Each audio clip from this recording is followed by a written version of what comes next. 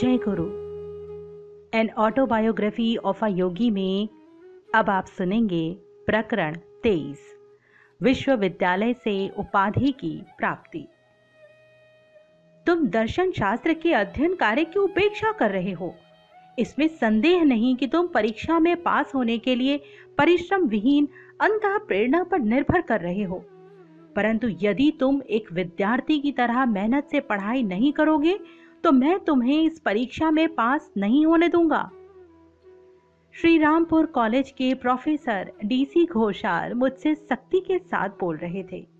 यदि मैं उनकी लिखित फाइनल क्लासरूम टेस्ट में पास नहीं होता तो मैं विश्वविद्यालय की परीक्षा में बैठने के लिए अयोग्य ठहराया जाता।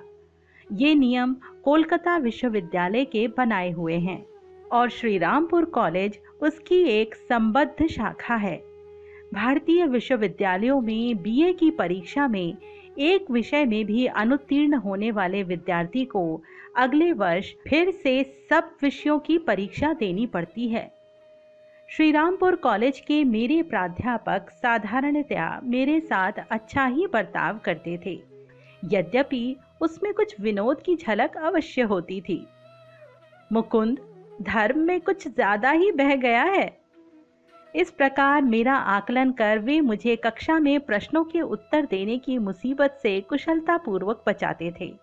उन्हें पूर्ण विश्वास था कि फाइनल लिखित टेस्ट मुझे बीए परीक्षार्थियों की सूची से हटाने का काम कर देगी। मेरे सहपाठियों का मेरे बारे में मत उनके द्वारा मुझे दिए गए नाम से ही स्पष्ट था, पागल सन्यासी। प्रोफेसर घोषाल की मुझे दर्शन शास्त्र में अनुत्तीर्ण करने की धमकी को विफल करने के लिए मैंने भी चालाकी की। जब फाइनल टेस्ट के परिणाम घोषित किए ही जाने वाले थे, तभी मैंने एक सहपाठी को अपने साथ प्रोफेसर के कक्ष में चलने के लिए कहा। मेरे साथ चलो, मुझे एक साक्षी चाहिए, मैंने अपने सहपाठी से कहा। यदि प्रोफेसर को अपनी चालाकी से मात देने में मैं सफल नहीं हुआ तो मुझे बड़ी निराशा होगी। जब मैंने पूछा कि मेरी उत्तर पत्रिका पर उन्होंने कितने अंक दिए हैं, तो प्रोफेसर घोषाल ने नकारार्थी सिर हिलाया। जो लोग पास हुए हैं उनमें तुम नहीं हो, उन्होंने विजयी मुद्रा के साथ कहा। उन्होंने अपनी मेज पर पड़े उत्तर पत्रिकाओं के गट्ठे में देखना शुरू किया। इसमें तुम्हारी उत्तर पत्रिका ही नहीं है। परीक्षा में ना बैठने के कारण तुम वैसे ही अनुत्तीर्ण हो गए हो। मैं हंसा। सर, मैं परीक्षा में बैठा था, क्या इस गड्ढे को मैं देख सकता हूं? प्रोफेसर ने असमंजस में पड़कर अनुमति दे दी। मैंने शीघ्र ही अपनी उत्तर पत्रिका ढूंढ निकाली, जिस पर मैंने अपने रोल नंबर के अतिरिक्त पहचान का कोई चिन्ह नहीं छोड़ा था।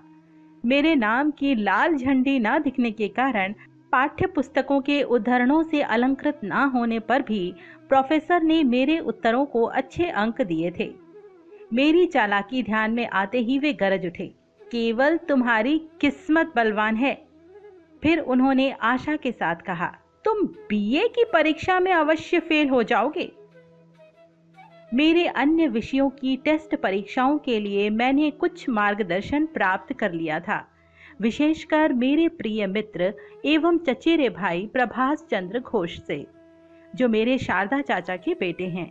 सभी विषयों की अपनी टेस्ट परीक्षा से मैं कष्टप्रद रूप से परंतु सफलतापूर्वक निकल गया। सभी विषयों में मुझे न्यूनतम उत्तीर्णांक जितने ही अंक मिले।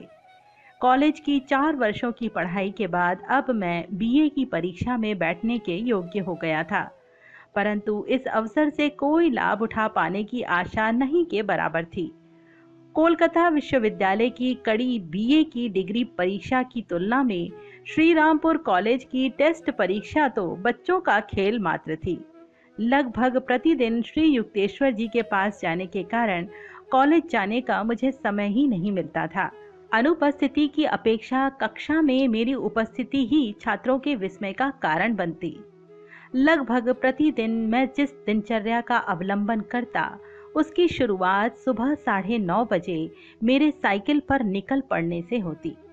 एक हाथ में गुरुदेव को अर्पित करने के लिए पंथी छात्रावास के बगीचे से चुने हुए फूल रहते, प्रेम से मुझसे मिलते हुए गुरुदेव दोपहर का खाना वहीं खाने के लिए मुझसे कहते। मैं बिना किसी अपवाद के नित्य ही अत्यंत सत्वरता के साथ उनकी बात मान लेता, ताकि दिन भर के लिए कॉलेज के विचार से मुक्ति मिल जाए। घंटों श्री युक्तेश्वर जी के सानिध्य में रहकर उनका अपूर्व ज्ञानोपदेश सुनने या आश्रम के कार्यों में सहायता करने के बाद मैं करीब आधी रात के समय अनीक्षा पूर्वक ही पंथी छात्रावास के लिए प्रस्थान करता। कभी कभी तो रात भर मैं अपने गुरु के साथ ही रहता, उनकी बातों में इतना मग्न होता कि कब रात का अंधकार भोर के उजाले में बदल गया पता ही नहीं चलता। एक रात लगभग 11 बजे जब मैं छात्रावास में वापसी की अपनी साइकिल सवारी के लिए जूते पहनकर तैयार हो रहा था, तो गुरुदेव ने गंभीर मुद्रा के साथ पूछा, तुम्हारी बीए की परीक्षा कब शुरू होती है? आज से 5 दिन बाद गुरुदेव। तुमने तैयारी तो कर ली है ना? मैं भय से काठ हो गया, हाथ का जूता हाथ में ही धरा रह गया। गुरुदेव, मैंने कहा, आप जानते हैं कि मेरा सारा समय तो प्रोफेसरों के बजाय आप ही के सानिध्य में बीता है, अतः उस कठिन परीक्षा में बैठने का ढोंग रचने से क्या लाभ? श्री युक्तेश्वर जी ने अंतर्भेदी दृष्टि से मेरी आंखों में देखा। तुम्हें परीक्षा देनी ही होगी, उन्होंने ठंडे निर्णायक स्वर में कहा। हमें तुम्हारे पिताजी को या अन्य रिश्तेदारों को ऐसा कोई अवसर नहीं देना चाहिए जिससे वे आश्रम जीवन के प्रति तुम्हारी अभिरुचि की आलोचना कर सके। मुझे केवल इतना वचन दो कि तुम परीक्षा में बैठोगे। तुमसे जैसे बनेंगे वैसे उत्तर लिख देना। आंसू बेकाबू होकर मेरे गालों पर बह रहे थे। मुझे लगा कि गुरुजी की आज्ञा अनुचित थी और इस ओर ध्यान देने में और कुछ नहीं तो विलंब उन्होंने अवश्य कर दिया था। मैंने सिसकते हुए कहा, यदि आपकी ऐसी ही इच्छा है तो परीक्षा में तो मैं बैठ जाऊंगा, परंतु अभी उचित तैयारी करने का समय नहीं रहा है। फिर अपने आप से ही मैंने बुदबुदाते हुए कहा, प्रश्नों के उत्तर में मैं आपके ही उपदेशों से उत्तर पत्रिकाएं भर दूंगा। दूसरे दिन जब मैं सदा की भांति अपने नियत समय पर आश्रम पहुंचा तो मैंने विषण मन से अपने फूल श्री युक्तेश्वर जी को अर्पित किए।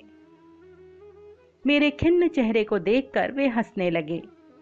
मुकुंद, क्या भगवान परीक्षा में या अन्य कहीं तुम्हारी मदद करने में कभी चूके हैं? नहीं गुरुदेव, मैंने उत्साहित होकर उत्तर दिया और साथ ही कृतज्ञतापूर्ण स्मृतियों से मुझ में नव शक्ति का संचार हो गया। कॉलेज में गौरव प्राप्त करने के प्रयास से तुम्हें तुम्हारे आलस्य ने नहीं बल्कि ईश्वर प्राप्ति के ज्वलंत उत्साह ने रोका है, मेरे गुरु ने प्रेम से कहा। थोड़ी देर मौन रहने के बाद उन्होंने बाइबल के एक वचन को उद्धृत किया, पहले ईश्वर के साम्राज्य को और उसकी नीति परायणता को प्राप्त करने का प्रयास करो, तब अन्य सारी चीजें तुम्हें अपने आप मिल जाएंगी। अन्य हजारों अवसरों की तरह इस बार भी गुरुदेव के सानिध्य में मेरे मन से बोझ आज फिर हट गया। मध्याह्न भोजन रोज की अपेक्षा पहले खत्म करने के बाद उन्होंने मुझे पंथी लौट जाने की सलाह दी।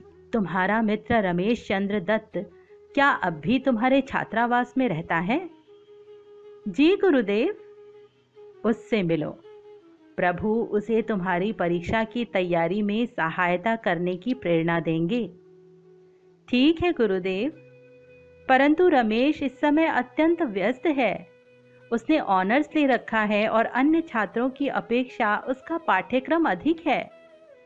गुरुदेव ने मेरे आक्षेपों की ओर कोई ध्यान नहीं दिया। तुम्हारे लिए रमेश समय निकाल लेगा, अब तुम जाओ। मैं साइकिल से पंथी वापस लौटा। छात्रावास के अहाते में पहुंचते ही सर्वप्रथम किसी से मेरी भेंट हुई तो वो थी विद्याभ्यासी रमेश से। झिझकते हुए किए गए मेरे अनुरोध को उसने ऐसी तत्परता के साथ स्वीकार किया जैसे उसके पास समय ही समय हो। अवश्य, मैं तुम्हारी सेवा में उपस्थित हूँ। उस दिन और उसके बाद के प्रत्येक दिन उसने मुझे मेरे विभिन्न विषयों की परीक्षा के लिए तैयार करने में कई घंटे व्यतीत किए। मुझे लगता है कि अंग्रेजी साहित्य में अनेक प्रश्न चाइल्ड हेरोल्ड ने अपनी यात्रा के लिए जो रास्ता अपनाया था उससे संबंधित होंगे।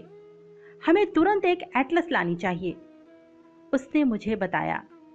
मैं जल्दी जल्दी शारदा चाचा के घर गया और एक एटलस मांग लाया।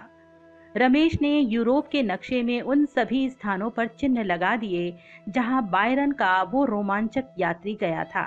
रमेश जब मुझे बता रहा था तब कुछ सहपाठी उसके मार्गदर्शन को सुनने के लिए हमारे इर्द गिर्द जमा हो गए थे। एक बैठक के अंत में उनमें से एक ने मुझसे कहा, रमेश तुम्हें गलत सलाह दे रहा है। साधारणतः केवल 50% प्रश्न ही पुस्तकों के बारे में होते हैं। अन्य आधे प्रश्न लेखकों की जीवनी से संबंधित होते हैं। जब परीक्षा भवन में अंग्रेजी साहित्य की प्रश्न पत्रिका मेरे हाथ में आई तो उस पर प्रथम दृष्टि पड़ते ही मेरी आंखों से कृतज्ञता के आंसू बहकर मेरी पत्रिका को भिगोने लगे। उस कमरे के परीक्षा पर्यवेक्षक मेरे पास आकर सहानुभूतिपूर्वक पूछताछ करने लगे। मैंने उन्हें बताया, मेरे महान गुरु ने पहले ही मुझे बता दिया था कि रमेश मेरी सहायता करेगा, और देखिए, रमेश ने मुझे जिन जिन प्रश्नों के आने की संभावना बताई थी वही सब प्रश्न इस प्रश्न पत्रिका में आए हैं। फिर मैंने आगे कहा, मेरी खुशकिस्मती से इस साल बहुत कम प्रश्न अंग्रेज लेखकों के बारे में है जिनका जीवन मेरे लिए तो गहरे रहस्य में ही लिपटा हुआ है। जब मैं परीक्षा देकर छात्रावास लौटा तो छात्रों ने मुझे देखकर जोर से हर्ष ध्वनि की। जो लड़के रमेश के मार्गदर्शन में विश्वास करने के कारण मेरा मजाक उड़ा रहे थे वही जोर जोर से मेरा अभिनंदन करके मेरे कानों के पर्दे फाड़ रहे थे। परीक्षा के पूरे सप्ताह में मैं यथासंभव अधिक से अधिक समय रमेश के साथ ही बिताता रहा, जो मुझे प्रोफेसरों द्वारा प्रश्न पत्रिका में डाले जा सकने वाले संभाव्य प्रश्न बताता रहा। दिन प्रतिदिन प्रत्येक प्रश्न पत्रिका में रमेश के बताए हुए प्रश्न लगभग उसी के शब्दों में आते रहे। कॉलेज में बिजली की तरह ये बात फैल गई कि चमत्कार जैसा कुछ घटित हो रहा है और हमेशा अनमने से रहने वाले पागल सन्यासी का परीक्षा में उत्तीर्ण होना संभव लग रहा है। मैंने कुछ भी छिपाने का कोई प्रयास नहीं किया। विश्वविद्यालय के द्वारा बनाई गई प्रश्न पत्रिकाओं में कोई फेरबदल करना स्थानीय प्रोफेसरों के हाथ में नहीं था। एक दिन सुबह अंग्रेजी साहित्य की परीक्षा के विषय में सोचते हुए अचानक मेरे ध्यान में आया कि मैंने एक बड़ी भारी भूल कर दी थी। कुछ प्रश्न दो भागों में विभाजित किए गए थे, क या ख तथा ग या घ। प्रत्येक विभाग के एक प्रश्न का उत्तर लिखने के बजाय मैंने प्रथम विभाग के दोनों प्रश्नों के उत्तर लिख दिए थे और दूसरे विभाग को लापरवाही से पूर्णतः अनदेखा कर दिया था। उस परीक्षा में मुझे अधिक से अधिक 33 अंक मिल सकते थे। न्यूनतम उत्तीर्णांक 36 से 3 अंक कम। मैं सीधा गुरुदेव के पास पहुंच गया और उन्हें अपनी भूल बता दी। मैंने कहा, गुरुदेव, मैंने अक्षम्य भूल कर दी है। मैं रमेश के माध्यम से मिली ईश्वरीय कृपा के योग्य नहीं हूँ। मैं बिल्कुल अपात्र हूँ। मुस्कुराओ मुकुंद। श्री युक्तेश्वर जी के स्वर में चिंता का लवलेश नहीं था। उन्होंने नीले आकाश की ओर उंगली दिखाते हुए कहा, सूर्य, चंद्र आकाश में अपने स्थानों की अदला बदली कर सकते हैं, परंतु तुम्हें विश्वविद्यालय की उपाधि मिलना नहीं रुक सकता। हिसाब करने से तो पास होना असंभव लग रहा था, तथापि मैं जब आश्रम से बाहर निकला तो मेरा मन काफी शांत हो गया था। एक दो बार मैंने सशंक मन से आकाश की ओर देखा। सूर्य अपनी प्रचलित कक्षा में ही सुस्थित लग रहे थे। जब मैं पंथी पहुंचा तो एक सहपाठी का स्वर मेरे कानों में पड़ा। मैंने अभी अभी सुना है कि इस वर्ष पहली बार अंग्रेजी साहित्य में उत्तीर्ण होने के लिए आवश्यक न्यूनतम उत्तीर्णांक को घटा दिया गया है। मैं इतनी तेजी से उस लड़के के कमरे में घुसा कि उसने घबरा कर ऊपर देखा। मैंने अत्यंत उत्सुकता के साथ उससे पूछा। उसने हंसते हुए कहा, जटाधारी साधु महाराज, पढ़ाई लिखाई में अचानक इतनी उत्सुकता क्यों? अंतिम क्षण में रोने धोने से क्या लाभ? परंतु ये सच है कि उत्तीर्णांक को घटाकर 33 कर दिया गया है। खुशी के मारे उछलता कूदता मैं अपने कमरे में पहुंचा और जमीन पर घुटने टेक कर अचूक गणितीय हिसाब के लिए अपने परम पिता की स्तुति करने लगा। प्रतिदिन रमेश के माध्यम से मेरा मार्गदर्शन करती एक आध्यात्मिक शक्ति की उपस्थिति की बोध से मैं रोमांचित हो उठता। बंगाली भाषा की परीक्षा के संबंध में एक उल्लेखनीय घटना हुई। एक दिन प्रातः जब मैं छात्रावास से निकलकर परीक्षा के लिए कॉलेज की ओर जाने लगा तो रमेश ने मुझे पुकारा। उसने मुझे बंगाली भाषा के विषय में कोई मार्गदर्शन नहीं दिया था। वहां रमेश तुम्हारे लिए चिल्ला रहा है, एक सहपाठी छात्र ने अधीर होकर कहा। अब वापस मत जाओ वरना हम लोगों को परीक्षा के लिए देर हो जाएगी। उसकी बातों की ओर कोई ध्यान न देकर मैं छात्रावास भवन की ओर दौड़ पड़ा। रमेश ने कहा, हमारे बंगाली लड़के साधारणतः बंगाली भाषा में आसानी से पास हो जाते हैं, परंतु मेरे मन में अभी अभी ऐसी शंका उठी है कि इस वर्ष अपेक्षित पठन की पुस्तकों से प्रश्न पूछकर प्राध्यापकों ने विद्यार्थियों की बलि चढ़ाने की योजना बनाई है। उसने फिर 19वीं शताब्दी के सुप्रसिद्ध बंगाली समाज सेवक विद्यासागर के जीवन की 2 कहानियां संक्षेप में बताईं। रमेश का धन्यवाद कर मैं तुरंत साइकिल से कॉलेज पहुंचा। वहां मैंने देखा कि बंगाली की प्रश्न पत्रिका में 2 विभाग थे। पहले विभाग में लिखा था, विद्यासागर के समाज कार्य की 2 घटनाओं का वर्णन करो। जब मैं अभी अभी ज्ञात हुई कहानियों को उत्तर पत्रिका पर उतार रहा था तो मन ही मन धन्यवाद करने लगा कि अंतिम क्षण में भी मैंने रमेश की पुकार का मान रखा था। विद्यासागर के कल्याण कार्यों, यानी जिनमें अब एक मेरे प्रति भी हो गया था, से यदि मैं अनभिज्ञ रहता तो बंगाली भाषा में मैं पास नहीं हो पाता। प्रश्न पत्रिका के दूसरे विभाग में लिखा था, बंगाली में उस व्यक्ति के जीवन पर निबंध लिखो जिससे तुम्हें सर्वाधिक प्रेरणा मिली हो।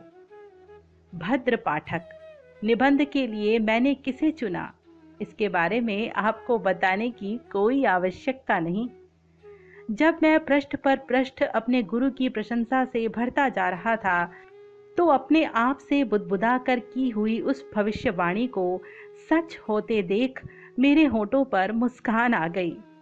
प्रश्नों के उत्तर में मैं आपके ही उपदेशों से उत्तर पत्रिकाएं भर दूंगा।